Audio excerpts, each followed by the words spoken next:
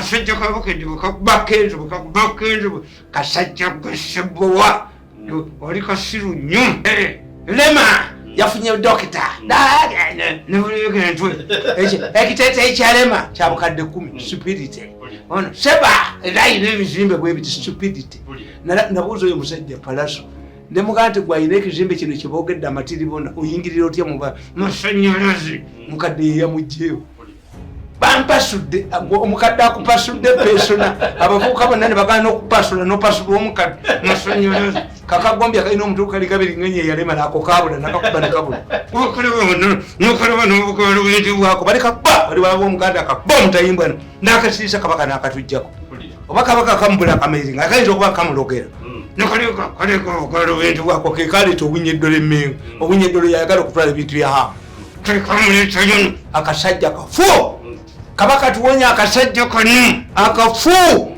akasajja kafu akasajja we must chase atono mu binyo nali simanyi nti oyo muvubuka mu binyo n'alagira bagobe gundi wisdom we must not allow such a people gwani eggwanga liryo nedde eggwanga liryo mulezi gwesinga mbonda ayinza okubeera wani hand over my money bwe bawanika mwe basajja bamwe banafu golola kakibatuuseeko nagende bakitono nnyo babbamwe banafu era bwotegerera omukazi omunafu akabuto kaba kazimbye nga amazzi gakajjudde mufune embagubavu z'abasajja nga ffe abamalako abateetaaga mirondo be baanoga ekyogero bagira bati oyo omukazi atava buli kintu kyonna bamuyitaani oyo w'ekiboga agenza awanise nankabirwa oyo gundi golola akibatuuseeko teri husband to go to konja shimbo nomulaba nankabirwa omukazi yebamba atya ntize ngola sapsa simanyapusapusa nze nalingeze komusawuna nabadde nowadde senyiga nga numanyi kuki nina nakyo banyiga ekyogero nebapima banyaffe batupima bamawulisiya nebapima nefuuti nebaga nti temwongerako sentimita yalitta abaana ate ffe twasoma kusula bubi wadde bankubye naye bannemeddewo olowooza bino ebintu ndabikola ndi nakola ebintu byange nga sinagenda mu gavumenti ya Museveni ayiriguleti abo bonna bamuwanga nga nze nsembayo okwogera bannamboozi bange naye munnange yabakwatako waliwo munnange yali agala oba pulezidenti nakuba nze nammalawo ng'asuubira nti wanudde nja kwogera naye bino byonna ebintu nze nesesi nyingi nnyo I regulate the day I went to Lwakitula. I regulate the day Amelia Rangame. Ebintu byange byonna bifudde. Nawandika akatabo kano Museveni mukoledde nnyo. Bwe baleeta scientific elections nawandika akatabo kano to help Museveni on how to handle bakakwata ne bakalemera. Franka tumwebaza. Who is my friend now? Nabagamba, what are scientific elections? This leads us to the question, are we going to organize elections on the basis of technology?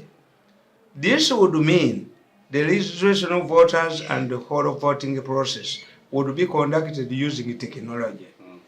This, in my opinion, is not the case in regard to the planned elections of 2021.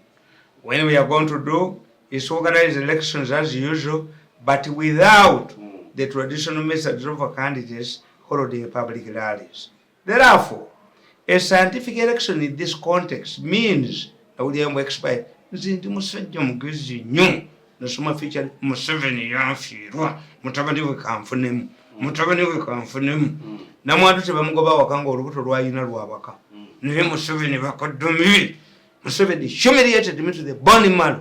I saw Museveni in a puzzle. Yaganti obukolwa bukolidde ng'obukolwa bundi obutyo yali ntadde ne ngende ewaffe nonkaituka ku jirikatende 1.7 n'amafuta ne bagajjawo emmotoka yokka ne abasekale mbasasula ani gwotwalayo mwana wani gwotwalayo mwana wani omukogo wajooka bwetyo n'amuteeka muwanda weyezi. This mukoma must give him my money as they have agreed with the professor. Therefore, a scientific election this kugamba This should be done because the opposition are already claiming that NRM is, which is not true. The NRM and President Museveni effectively handling both Dr. Paulo Kawanga Semogere rallies in 1996 and Dr. Besigye. Bali bagamba nti Museveni kimuleseza scientific elections nti chichi nti kubanga ati Bobi Wine na bagamba. I therefore recommend the following. Kana katabana kawandikira Museveni nkubye t-shirt omukolo this mirundi is a nuclear akoza Museveni yali agenda kutambula nange nagende wanasala we najjayo sente ai nateka wakakiiko ke nateka kote doni nateka kosemanyi kano nai era demu njoge omukola demu njoge nkolere mu lugosirwe nga ndi wansu wa lugosirwe. I refuse.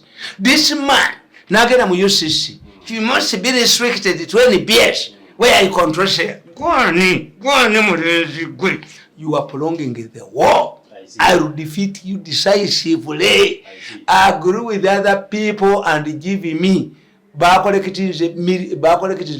ya $3. Give that money to me with unconditionally. Sijja kwogera ko nawe mulenzi gwe. Zirimiru the battle continues. Yakala nnyo kunteeka mu lugosirwe nti tawangulwanga. This time you are going to be defeated. Ejoko nja kuliba malamu. I agree with the professor. I respect the professor and Uncle Sam. Uncle Sam yamugamba wa lwaki sente z'omusajja. She must come on my. I'll never come on my knees. Nswera vunu. To come to you when nalaba ng'oli mwavu ojogenze gwe. How? Kariati yakutte sente basoze sente abayagala kwegayisa bakunganyize emitwalo gya $3 mweki. Give that money to me. Give it to the professor to call me. This time considered defeat mulenzi gwe. Bakukubye ne babakunamya temujoganga mando. Next time when you are taking people to state house, vet their status. If you had come to my home, bali babulidde nti eyomandwa nti temujja kugitwala ku jini yako buno obukazi ne bunyako owa pitu nakana kasikanga sombosa. When he stops abusing us with neddo njagala mbawanda kazenvunyumo mu makati ganika akati nkugamba olabye na porporo zingira akatabo kano kenda wandikira Museveni nkamuweereza ne bakakwata ne bagamba ensure that the current directive on rallies is maintained except where other measures like social distance, hand washing, use of sanitizers, and can be strictly observed.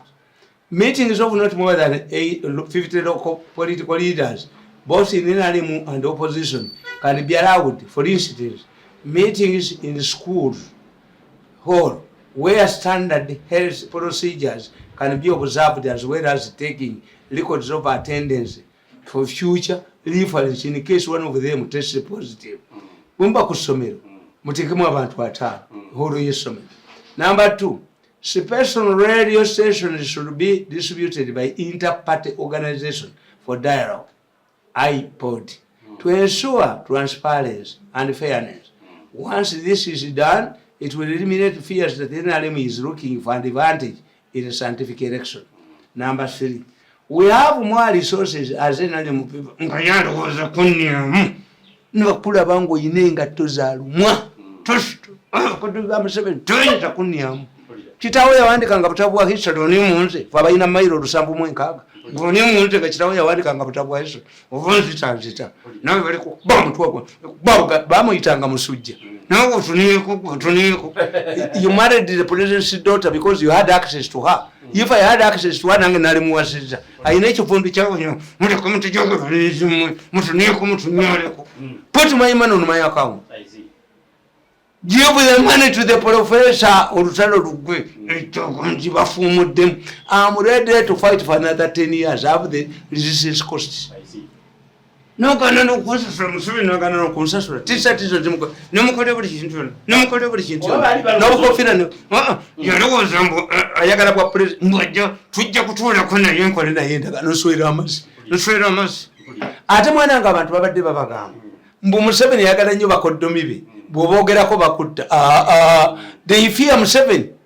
recording reasonable lisomba bati ogende wa Museveni bati Museveni yagambye ayagala kulaba hamu baba nikinga Museveni tayagala fujjo is coming back joko abana bakodomi bagenda ko takwatanga ku mukodomi we namutekanda house arrest omulenzi onyo joko ntwaniya ku bantu Museveni tamutekanga ko under house arrest joko ndanya ku bantu bakanga ka Museveni nayo mweteka ku balaki baganda bete bakola fujjeri joko ono gundi bwe ya divorcing olaba gunta tambula ka muntu bamutta ni umulenzi najoka ensiyo n'abalenzi ababiri bano nikiwono kali batujoga ne batunyalako nodira family ya muno nojiniyamu ekivuguto nojiniyamu ekivuguto nojiniyamu esabwe nojiniyamu amata nokwata amata nokwata amaliba nokwata ennyama ne bakwana $32 billion nolaba kano akusajja akasirusiru akasirusiru nakagenda nekisepowe kino omuntu okukirinyeeyo katekera akutudde ddiri koma mbuzi katekera ndi mwanyi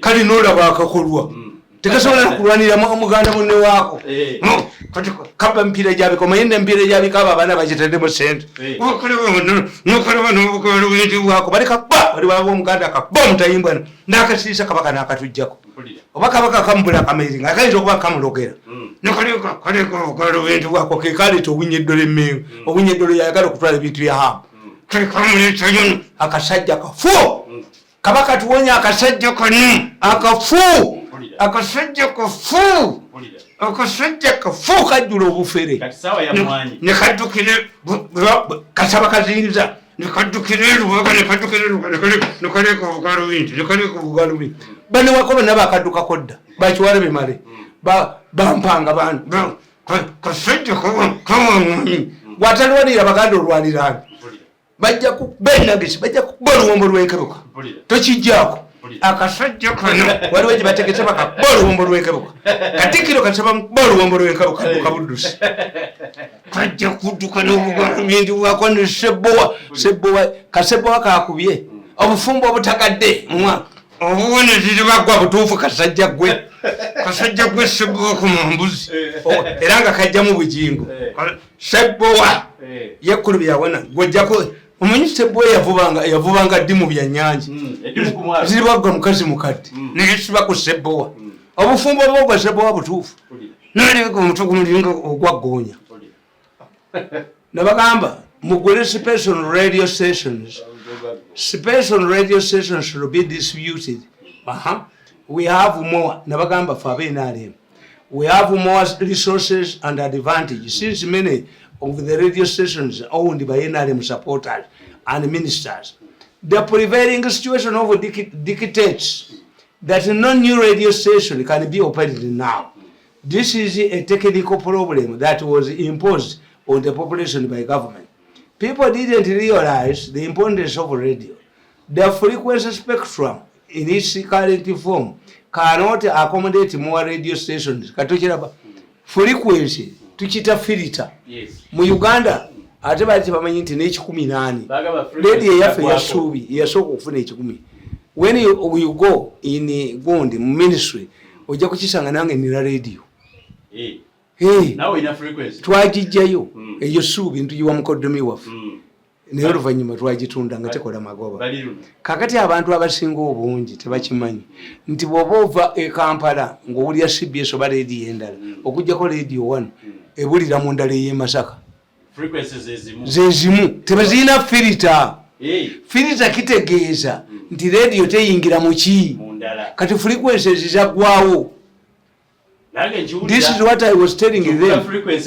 Nti kati radio tegulika TV eyo gikola naye radio tekola ki frequency zaggwawo 98 88.2 waibaddewo ne 0.1 ne 0.5 naye tebayinaki nokalaba akawala kale empali mu UCC bagoba gundi nakaleeta abakebakako todanga mukola gwe kuneregamu embwobubwa nakana kaleze akalina nnokesi mu nyuma bakagoba mu muzikiti disciples of Olw'Embeera tumuwabi nabakwata baana bali babuttira wano ze sisonyiwa kunsumu kabuli ne mukulu mu kifo ky'okutereza frequency. Yes, alimu ebyo baleeta ekyuma ekiri modern ti radio 1 omanyi waves zikola bweziti nti waves zikola nga manvuuli ti bw'oba olina masiki empanvu zikola bweziti ekyokubiri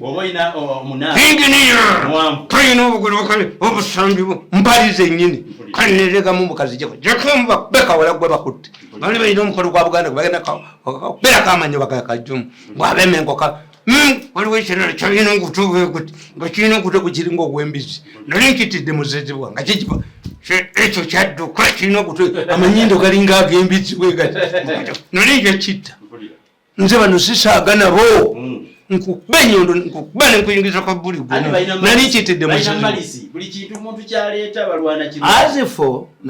as for television is a different case. However, starting a television station for the sole purpose of elections, which will only last a few months, is not economically viable. Yes. Nanyineshi ayagala kuntwala ku NBS mwayina sense. Nse kanisa yabbe bilioni 10. Ademo ni you can take it. He can go to NBS where you go to. Nagano. Kasta buli kyayogera kyonna ne mukwata ku byuma bya. Ne mukwata mu ngiriya. Kyayogera kyonna sikikola. This is why Bobi Wine does not have a personal television station. Fortunately for him, we have financial resources. Net buli kakiiko konna aka media yalina okutuulako. Sente yazitwala kwa yalina jazi. Najoga bafuna opondo. Najoga buli mutina na. Yabachi ali buli wa. Yes, sizala walooza nti mugezi. Mu media. Nemwe na wayona. Sizala walooza nti mugezi. Abire muki. Tufe tujja kukiza tumukolere. Emana like emyaka ni wabanda hiyo. Kati ali mu mwanyi. Batadde wakachiko nino gendayo. Bakulimba. Content to be used during campaigns. This way NRM has a challenge. We do not have people who can articulate issues on media. There is a current directive for every private radio and TV station to allocate free airtime to government. However, this airtime has remained unutilized because speaking for government is not easy. One must have a better understanding of government policies and what they are intended for. Okwogera government si kyangu. Ofano tuyinza kuboogerera nga 32 billion oziwadde mukoddomi ofana afunirawa nedda ofano y'omuwadde ki yayogerere kofi nga lulimu agoba omukazi nga naye atutte sente omukazi yatwala esente okukola eddwaliro n'atateekayo nti ofano ku musaala gwe bwe bujozi bwabwe nti somebody can't defend them on a salary. Wow! Mumpadde ki singa mwena mbadde kyekimu walikoze I defend amabati nga temumpaddeko abalamu bawa I can defend amabati. When I support Bobi Wine I become a councillor. I see. What do I get when I support Museveni? Okujjako omukobo kunnyako mu myaka 10 Museveni yampadde kunnyako nti nina okukiriza Bobi Wine afuna obwa councillor. Yes. Naye waabwe bagaba ki? Ewaabwe mu gavumenti bagaba ki? Nti you defend extravagance. Era sente bwe zijja era baziwa olina kuba mupaka singa okolerawo slave and master relationship. Sale akaba ku sente. Tegedde bulungi. Yes. Tewali ayogerera gavumenti ejjajjogerera bwerere ku musaala gwammwe abo naba dombo mbwa dombo naye ayogera mu bantu ani amanyi dombo. Who knows dombo? Mazima. Ne bamuleeta mu dombo can only appear in New Vision. How many people follow Dombo's ideas? Taina social media ekugunamya. Yes. Ogenda yo n'obulwa abogera. Tibalina bantu. Nze nabalabye wano mu katambi kano. Nti we must hire bloggers. We must chase tono mu binyu. Nali simanyi nti oyo muvubuka mu binyu. N'alagira bagobe gundi. Wisdom. We must not allow such a people. One, eggwanga liryo. Nedda eggwanga liryo mulezi gwe singa nkubooza ayinza okubeera one. Hand over my money. Emitwalo gya $. Mugireete. Muzireete. Mumbate muzireete. The battle continues. Ate mugenda kunkolera. Munziti muyina oba bwoki. Nkugamba. Government officials do not give out this information to NRM cadres. Tebakubuulira ne bwe baali kubuulidde nti odifendinga 32 billion Museveni zawadde mukoddomi we ofunyeko meka mbuvala addition abafali addition ezo mumpadde nti nze supporting mukoddomi wa Museveni ku 32 billion vali addition. Where do I benefit? oyinza okumpita nti kubanga nfuna omusala sikukuba enyundo meeting ngibeeramu give me a component nange mumpe the media center naye muze ate gavumenti ebeera etya nga tewa bantu abopposition bamuwanga babawa bannamboze baani kubanga ono ye azimba kintu ki yali oyagala bwa president fembwazi Museveni tawa abantu be yalowooza mbu omusaala 1.7 Museveni should be shameful. You give me 1.7 28 million per annually. 28 million annually. When there are people who get 50 million per month. Muzei tosobola kunda yo ngenda musabuli yange nenkola sente. Toyinza kunda bayi. The media center najibabuulira mobilize phone in callers mudaba kuba amasimu. But these are ordinary people who end up praising every political party, and in many cases they are captured by corrupt individuals in the government. Nze mwogezi w'ekibuga kya meya ekyalukwako, nze mwogezi wa Nsereko, nze mwogezi wa Nagonde. Kakati kankubuulira naye abakazi bano balina amagezi. Omanye Museveni lwaki yagobye sports day gundi baagala kuteekamu kickboxing.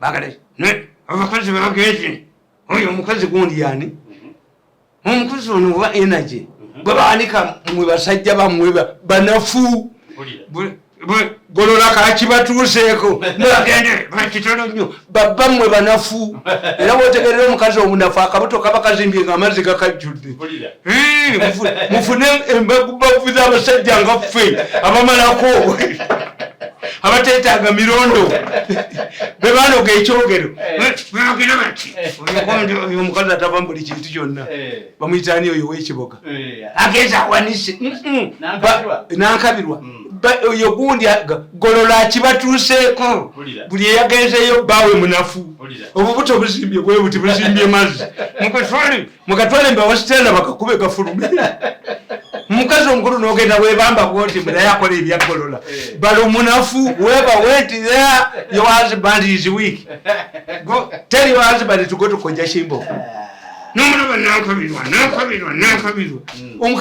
omukazi yeebamba atya ntize ngola sapsa simanya pushaps nze nalengeze kwa musawona nabadde nwadde senyiga nga ndumanyi kuki nina nacho banyiga ekyogero ne bapima banyaffe batupima bamawulisiya ne bapima ne fuuti ne baga nti temwongerako sentimita yalitta abaana ffe tulina made in England nguvu ku nguvu ffe tetulya nguvu naturally gifted Nankabirwa nawanika ki oyina akawunya kaveemu mulina akawunya muwanika kaveemu buli wamu yaliwo wano nawali buli kaseera baagala kickboxing ayigirewa mu sports babbe nga Nankabirwa y'omu kuba kickboxing naye Nankabirwa atajjula atakuta sente mukazi gwe wabaaki golola akibatuuseeko bonna be mwalabya balina akawunya kaveemu bawanika akawunya kaveemu nkugamba everywhere nabagamba nti on my part I have offered many books. My only disadvantage is inadequacy of funds to publish them at a cheaper price. We need to attach a smaller cost to them because the public does not value free films. Nzisugaba kutabo bwange kuweerera. Of course. Era kati amasuuti gamukozi ka miliyoni. Demand is enampitirivu nnyo. Bakyatya buti nti muzeeyi akomawo batakomawo. That's the omulimu gundi Namyalo kwakoledde Museveni. Namyalo has created a paralysis. Otherwise singa Museveni yavaawo abantu singa bamu kubanga Museveni akkiriza bakoddomi be ne bajooga abantu nojooga omusajja alinga nze nokanyuka ko jitukiti kwa basuula embwa mange notamwayo ekintu ekimu kubanga atyo bakoddomi be kyovula banagende wamukoze full swing. We need to package this information get the information and package it. Nabo abazukulu nabagamba temwogera bogezi ti Museveni yakoma utova kolai. No. Give us the reasons why Museveni should come back. tova ku ballot yatotya ku main era jabafuga era jabba nedda give us the reasons why Museveni should come back reading the manifesto give us mutubire mu manifesto ya Museveni endala kiraika talina byakoze emyaka Museveni gyakoze. We need to package this information very well before we put it on air or publicize it. Kakati tulaba media center yali badde no one media center yali badde ne Katerega no fono nga if you want to get any information about Uganda you go to the media center. A media center, because it lacks resources, cannot has been reduced to hosting ministers. Yes. You can take me round to the media center to take me to the media center. My role is hosting ministers. Some of them have knowledge which I have. A media, what do you call a center? It's a collection. Yes. Nature is a center of fun. We expect a can watch a minister. Do you take me there to watch the ministers? I'm above those things. The million years of a minister. No, you could have still wing and anger with she so well. Oh, Balibaga, Peter Wakuzania. Barbaros and Muav. From of him, show me the him, throw him on Casasiro. I just get a conductor in Olw'Embeera. I just get you into a cut. Volume cousin to a benyon to Miaka. Barbaros and Muav. If I can initiate Nekubira Tis on Katompa de Sen. In Coffee Zam was in Kugan, school at China. In Gundi at Usi. Kubanga Vadeva to Gantis and Jaw. Ziyamba said, I can finance 2 years of Hunto Gani. Twaina familia affair ina sente kati munazifuna. Tuminza kutinya kumitunga mtunya kwa. Salenga tania kubana. Mwabajo obuzibu munya kubana. We must also understand that non-government organizations are working with the opposition. They have money and experts to package their information and pay for airtime on media. Katika nkubuli.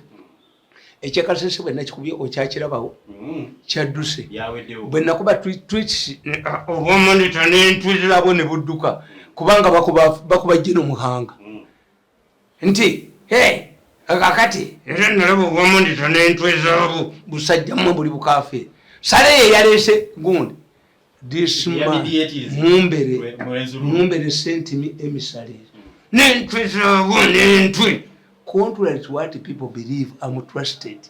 People believe that I can deliver any information anywhere. No interest whether it's trusted to Bwagala Muhozi. Nabagamba omusajja bamuyita Ambassador Katunji.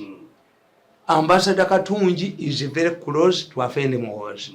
When I received the emissaries from Mumbere, I told people close to Afende Muhozi.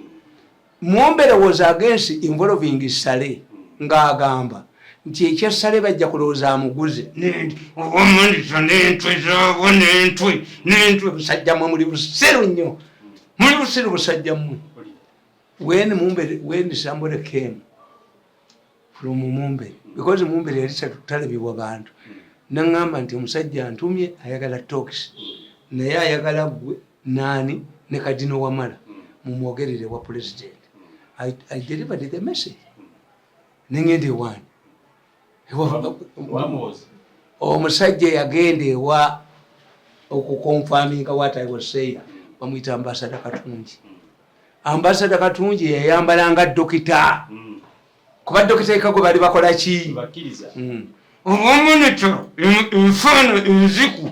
Bwalole enziku mu mitwe. Kuba tebwagala kuwa Muhozi highlight. So bala baakikubye. Ochiraba nti era balumbye monitor mu kikwatu obusajja bwa monitor bemboko kana kasajja simanye zungulo ye akanation muyingire mu television dakika 3 operation mulekenge ebyuma bimu mubijje kumbo bemigo bwavule tubude mukwogera bya busiru bwabate tebuyiza kukkiriza government to celebrate Mumbere's success. Era bataddewo ekirala era ekitabo kino kyosanze empandika ki amayinite nsooka kuwandika mu mukono. How Museveni loses his trusted cadres. Nkulaze examples. I've given you the reasons why schools are burnt. The difference, not because it is a school. I find the Ministry of Education intervention laughable. Abana ebikumi binaba seminariyo koni yabatwala. Abana abiri mu bana babatire in a non-war zone. I see. How many schools have been burnt in a non-war zone? Look here. Yes. Never muzibe. I've explained in this book who are burning schools. And in 2 days you will get it on the street. I see. Which is needed. Much nabagambye nti omusajja yajja wano ewaka nangamba nti ennyonyi ya president bagenda gikuba nangamba bagigamba nti bagenda gisabisinga tebagisabisinga egenda kutta president nemugamba are you from the Air Force? He identified himself. Nemugamba put it in writing. I don't want to make a false allegation. The man put it in writing. Baali baagala kugoba gundi erinnya linnerabidde yali chief of staff wa Air Force era nemuhozi namukubira esimu nga nkyali mu State House nemuga nti baagala kugoba musajja oyo kati ali bweru Museveni emutwalo ba Belgium mubagwa gwe baali baagala okugoba. Museveni has restructured the army nga buli kitongole ky'amagye kiwadde ki omuvubuka oyo bamugobayo gwe baali baagala okugoba. Kakati nti omusajja nenkwata nembibawo. The man baba omanya abaserikale abo nti bagezi baba bakozesa ebigezo nti balaga bweru bakwata omukono ki omukono gwe omusajja ne bamunywa baba gamba muwandike mu handwriting omusajja ne bamukwata mukazi we najja nanumba wano abaserikale bagezi nnyo. Yes, mukole ebigezo nga bagala I went and told these people the man has identified that Museveni's plane is in danger. Bagitwala gikola service tebagikola bayinza gikuba ekigwa ekiseera kyonna eyinza okufuna technical problem. Omusajja mumute. The man was released and he rang me 2 months ago or a month ago and told me you help me, I've been promoted. That's CPDF. Kakati atishika nabagamba nti agenze mu opposition. Orabe Ennyo Zaffe, when we are going to go to Somalia, Uganda provided the Kenyan troops air superiority. Fetwa ina combat helicopters. Tebazisula mu lusozi. Helicopters zaffe tebazisula mu lusozi. Nga babagambye ziyite wala nizigana. Nga banoonya mwana oyo. Omusajja oyo yannerabidde yali chief of staff. Museveni yamutwala Belgium. Yamugoba wo. Ennyonyi bazisula deliberately. Ne bateekawo sale commission. Did it need a commission? Omusajja we Kenya yagamba nti olusozi bw'olugwamu lukwetaagisa ennaku nga 7 oba 10 okudressing. We dress Ugandans in 2 days. Ngategeeza kibyaliyo. Kakati the whole thing when you read this book of mine, they are targeting Afende Kayanja Muhanga. Kayanja Muhanga is a rising star. I see. Chovala bwe Somalia. Bwe yagenze Somalia tuliorganize bakubye wano. Nkugambye nti Museveni must understand olugero lw'Abaganda nti sebagala miryango ne balaga emyaganya. Muganda tells you that even if you close the door, you leave gaps. A snake can sneak in. Closing the door does not mean that you are secure. Does not guarantee security. What if there is a person inside? Ekyokubiri, which is the strange about Kasese, the only attack UPDF failure, not to attack the attack on the school. Omwana nakugamba nti ffe nesiza omusayi ate ne bampamba bwe bamaze omuwamba ne bamutwala yeetikka emmere yemmere gyeri we mwagituusiza ne mudduka gwe nosuula emmere eyaba n'abayeekera n'obaddukako eyolambo ikanonde talk to fools. Yalabiseewa mu maka geewaabwe. Yes, idiotism bya kisiru. Baalaga omusajja oli baalaze Dickson ng'ali mu inside Congo n'omuga nti ku lusozi kuliko aba ADF. You are inside the Congo to embarrass you bajja wano. Every time Museveni was abusing the swines, they were killing people until he stopped. Tichita group psychology ng'enkye ne batta omuntu abiriga yamuwa gundi nakanzibwani namala n'okupozinga by the time he came to address parliament yaliwo. The moment Museveni praises you are finished. Era nsaba Katonda aleme kuyogerako nze nsaba nvume. That's my credibility. Obasigale nito nga bwakoze mu myaka 10. Bw'okimanyi nti opposition bagula aboogezi ku mikolo ne babagamba yogera wano nti muwanga tutawanya nyabe. Saba president wano ekizibu kyaffe muwanga muwanga temumuleetera ayina endali yayitamu ye Museveni tekimanyi nti babuuzanga Museveni what's your comment on Musisi? I wish I had 100 Musisis.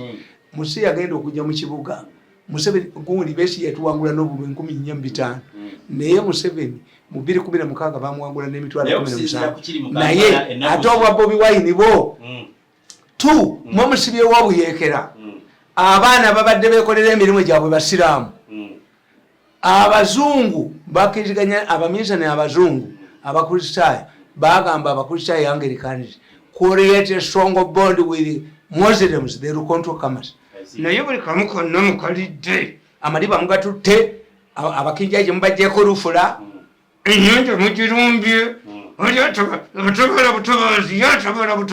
could it have been a Museveni should ask himself was that can appease this man nti yeba muwere bukinyi economic monopoly nti alikopa president no when somebody is bent on something why do people rape women ajama my bote yeyo neze kukola ki kulirizinga bwagana kwata yes it's no longer normal abana bano balina working under the influence of a dogo nabaloga era bajja kukola blunders nyingi until wampita ezo dole emitwalo 3 gye muyina mujimpi kubanga nzisirire ekyo kive mu ddiiro mwatwala sente zange 5 billion mu 7 Ziyamba and this must be nti kubaleka temporarily nendala muzirete nyina kyejagala okubuuza muzee mukwano gwo bugingo akulitisayizinga Bobi Wine okuwaayo akakadde mu mabugo abantu bamukulitisayizinga naye tutamanyi essence ya mabugo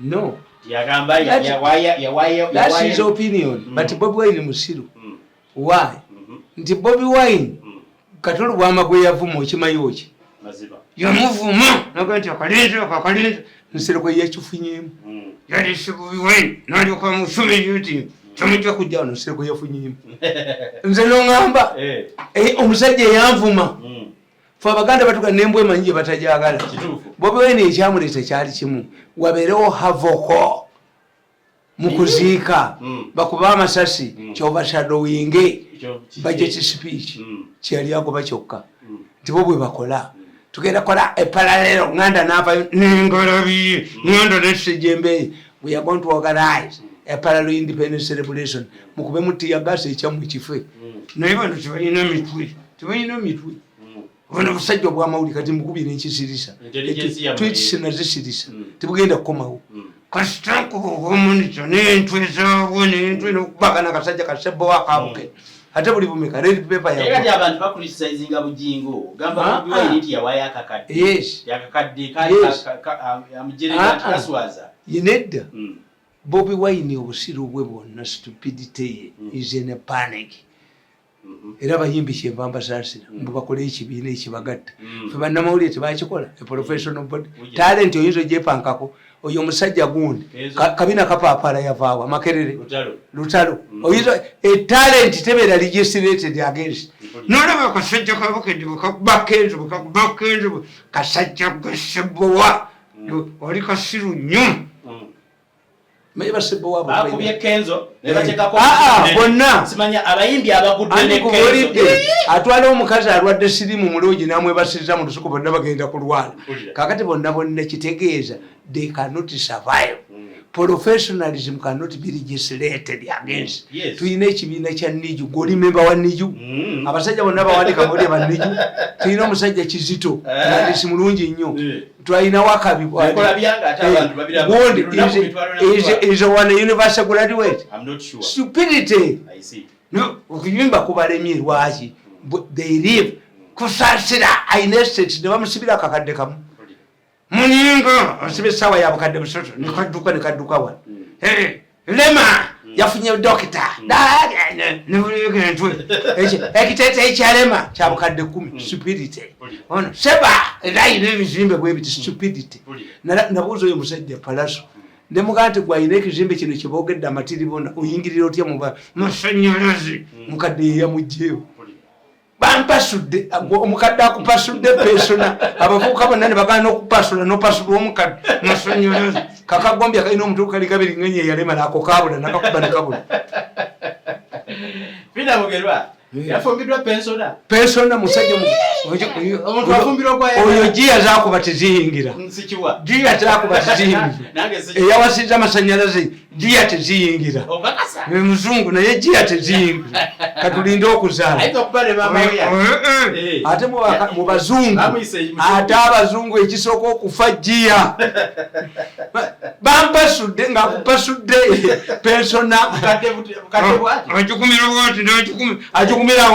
agikumira kumbaga ana stamina anagifuna mu kisenge naye nzibanayimasekirira amwe very arrogant man very arrogant kakati nja kano kabala kange eri atalirejula omanye batebakozesa gundi yaabwe yes get a manager nalino ligundi enyama omukazi etali nyamuti okujjako nga bamulinyira their problem is how to manage their money yes sente tebazifuna abaana abo mbatunulire wansi what's the net price the net profit balanga ebirango bingi nnyo ne bibalya sente ne baliving a high life kamere yine emmotoka ebuuka nze motoka zange ezo ziri mu bijja okujjako benzi naye abantu bamenye nti ndi mwejalabye okujjako amasuuti gange I'm a very humble man ali yali ali mumusajja olinga ndyayo emmere kyobola bano mbakubye emyaka 10 nti nze mirundi I'm relying on handouts from people, from my friends in government. Why? Omusajja tajja kuwa sente nga weejalabya naye bano beejalabya akasajja kabukedde kakati bakawa sente ako kasebo ate ne musirunga omusajja asinga obusiru mu mpapula z'amawulire esebo yavubanga byennyanja ddimu yes kakuba kenzo no whether you are taking a woman who is infected or a man with HIV to a room or to a plantation, you are going to die the same. What these people are doing, you don't need to legalize. Kasiru yungo yenyini tikaide chaka kakabakade nkabawana mbayogedde mu parliament ayogedde yumbwa don't tewere but let us look at the structure of Ennyo, the National Institute of Justice. Bate kama ne sente zibunonyo zimbwa akakabwako kahidra mandi mbwa. Why do you legislate? What do you benefit by legislation? Make a note zisobola kuwasampesa abana banga bamupoke bastards. Yes. What do I get? A talent is a talent. Do I need to be a member of that organization? Etta waliwo ekibinanga balina ekibinanga bakiyita wutiga Uganda simanyani olowooza byakabeerawo nentuyako akasajja kasebone waliwo abafuga temugenda kuddayo kuyimba nyebaze vuma gavumenti constructive songs. And when I talk to Kenzo ngenda muga Chiveru, you don't need, you are talented. Ojja kutuuka ekiseera bajja kufuga kano kasiru busiru kwagala nako kano kasiru kama mazongoto mazongoto singa waliwo ekibiina gwe kasajja go waliyimbi ono omwana ono gundi waliwo kino kyenjagala njagala Diana naye mutidde nkole ntya bwekiyita bati Elvis yejjanga wali weyejjanga wali enakulabye ngaliwo omwami aba developing amaloboozi nga kito era oluyimba lwekyo ndakyagala nnyo oluyimba lwekyayimba njagala Diana naye mutidde nkole ntya naffe bwe twali mu butongo omwana omwandikira ebbaluwa ey'omukwano neweekweka ennaku nnyo toyagala nomusanga ku luzzi ndyagala nnyo lina unique voice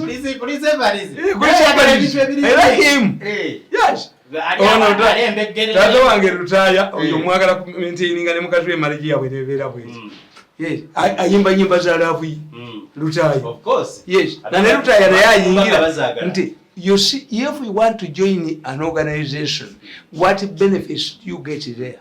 The city member organization name. No. Hey. Ono mirundi. Mulabona. Muteke ko. Ono mirundi omuto. Muzukulu. Eh. Naye ne fujo ngeri yange. Wa mukebera. Aliwa. Bagamba mukebera ab'ekikaja. Ono naye no mukebera kagere. Kagere kako. Ono naye omweteka ko. Ono mwana wa Dr. Mirundi. Mpulira. Family yaffe Katonda yagiwa. We have lawyers, we have medical doctors, we have agriculturists, we have psychologists, we have abatuwaliza mbonda for family yaffe Katonda yagiwa. Bo bagenda okusaba bwe ono mwana ate naye mu church bayingiramu abo nabatyamu. Erisi church zu. Kati ono mwana omulaba. Agenda kulabikako ku kamera. Waliwo gonde mutane wange yangamba. Tobajjukira. Nakato kalakanga akali makerere. Banga tutwaleko ku M.i.S.O tulabikemu dati tujja kola bulungi. Brigade. Era bakola bulungi. There is not media shy. Kati nono kola bona. Ayinza kubeera wa Amawulire wa maanyi ennyo. Kubanga alabis kamera olabagitya. Abana bo mukyalo nomutuza mu. Emyansa baka abana bo mukyalo ne motoka bagitya. Mukyalo twadukange motoka ne wekweka. Ngogagenda kulya. Ono mulaba mirundi ali sitede. Sitede. Doctor. How are you? Yeah, is mommy there? Where does daddy work? Where does he work? Kisubi? What is he doing there?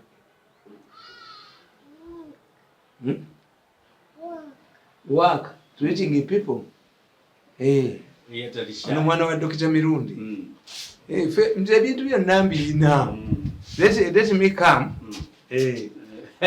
Kanyala kumaliriza mzee oyo. Kakati mbadde maliriza ano nga bano mbagamba. Nti nabagamba nti we must also understand that non-government organizations are working with the opposition. They have money and experts to package their information well and pay for airtime on media. They are also rival NRM members who want to contest over the same constituency or seat. These will effectively deny other opponents access to their media. Internal problems. No direct structure, no chiwaka committee. Tewali be NRM bakola ku committee. Na ye nale, no you parliament no fu. Yes.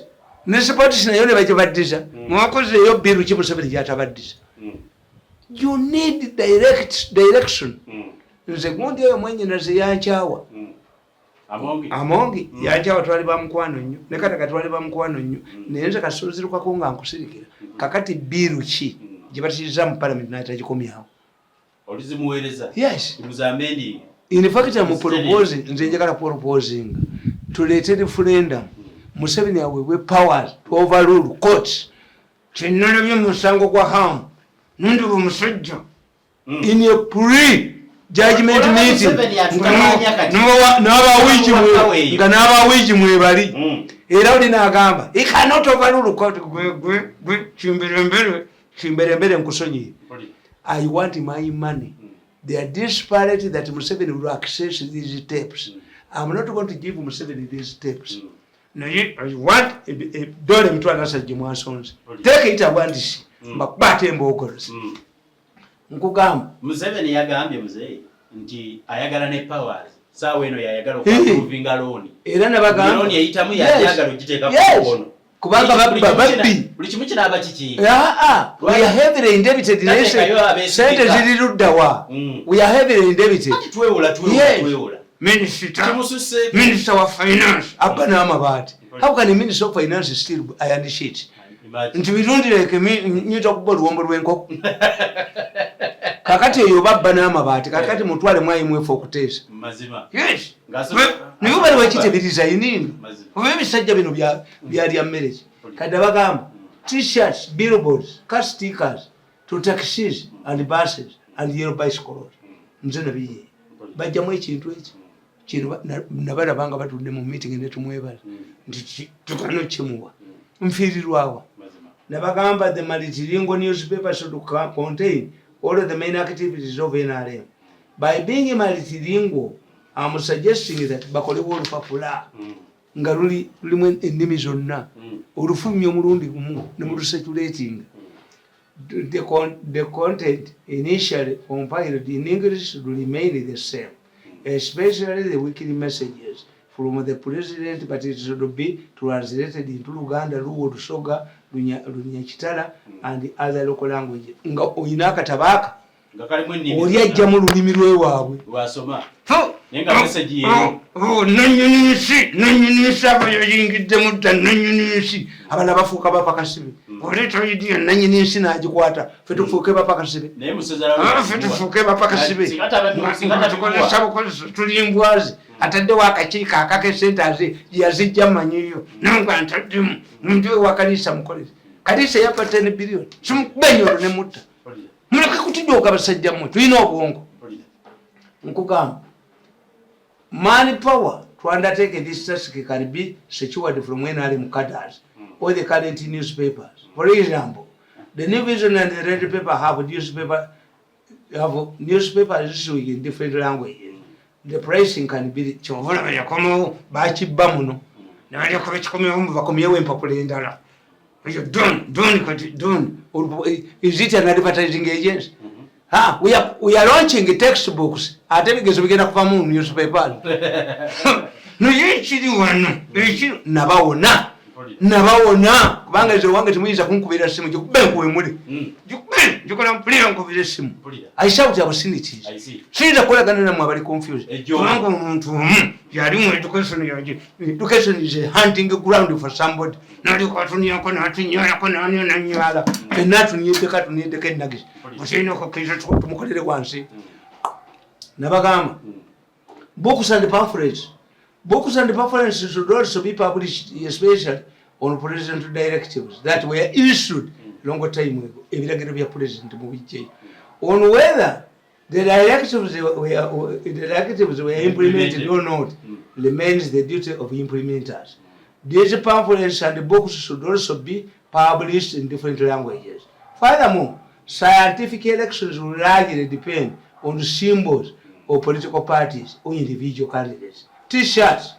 We need to print cheap but good quality T-shirts. In the villages, an NRM T-shirt is used as a shield against opposition hooligans.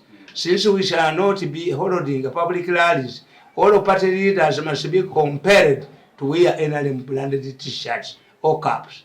We can also have a weekly yellow day. For example, every Saturday where NRM members are obliged to put on a party attire. We should also encourage party supporters in the markets and other working places to always put on party t-shirts. Nga muiza n'okufuna olunaku lw'NRM ng'amagye bwe gakola ne galongoosa ebibuga nga ye yellow day. Nannyini nsi kasula ekireeta nannyini nsi ng'akiwamba nannyini nsi ng'abafuula abapakasi. We have ideas naye tisuyinza kukkiriza nannyini nsi kutujooga.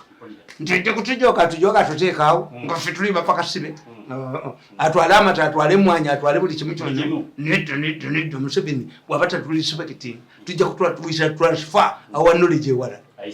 Nabagamba olaba akatabo ke mbawandiikira scientific elections. Yes. Nina okukkiriza nteeke mu ndowooza ng'olugosiru nsera amazzi. Stickers are also important in promoting the party. Large illuminated stickers can be used on taxis and buses as well as private vehicles owned by supporters. In the case of taxis, a specific formula must be worked out and a format arrangement between the driver, conductor and car owner. We can engage them directly.